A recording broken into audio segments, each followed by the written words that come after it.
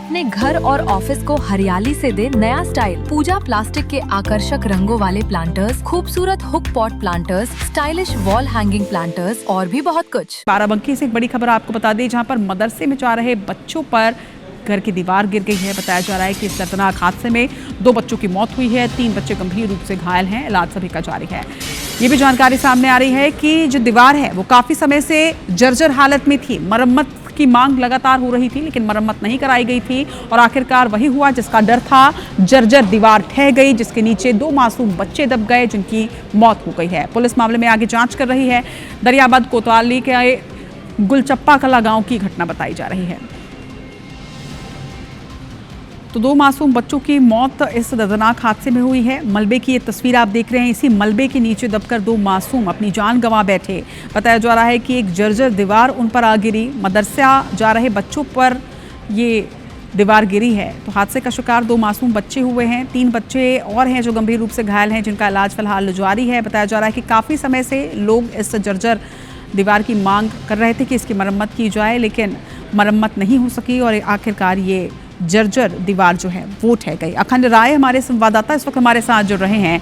अखंड, जिस तरह की घटना सामने आई है, दीवार क्या किसी निजी व्यक्ति की थी या फिर मदरसे की ही दीवार थी जो कि बच्चों के ऊपर ढही है? क्या जानकारी सामने आ रही है? बिल्कुल, आपको बता दें कि जैसे जो दीवार थी ये पहले से ही बड़ी जर्जर स्थिति में थी। उसको लेकर के काफी बार शिकायतें की गई, लेकिन सबसे बड़ी बात है कि शिकायत हुई, उस पर काम नहीं हुआ और इसी की वजह ये बड़ा हादसा हुआ जिसमें 2 बच्चों की दर्दनाक मौत होगी। सबसे बड़ी बात है और 3 लोग गंभीर रूप से घायल हो गए।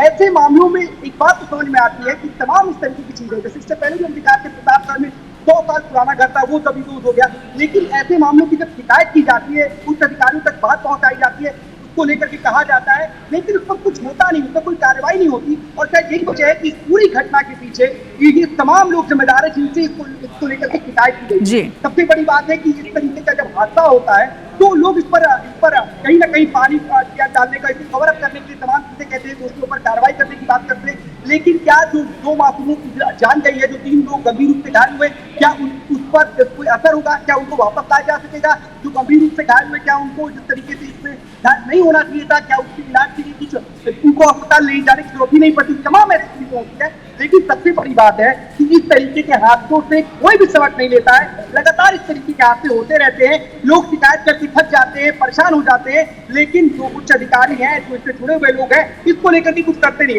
मदरसे का जिस तरीके से ये बातें निकल करके सामने आ रही हैं, ये कहीं ना कहीं अपने आप में बड़ा सवाल खड़े करती है उन तमाम लोगों के ऊपर जिनके ऊपर इस तरीके की जिम्मेदारी होती थी। निश्चित तौर पर अकाउंटेबिलिटी यहाँ पर तय होनी चाहिए, क्योंकि बिल्कुल सही कहा आपने, किसी भी तरीके का मुआवजा या बाद की कार्रवाई कभी भी उस व्यक्ति को वापस नहीं लाया जा सकता है।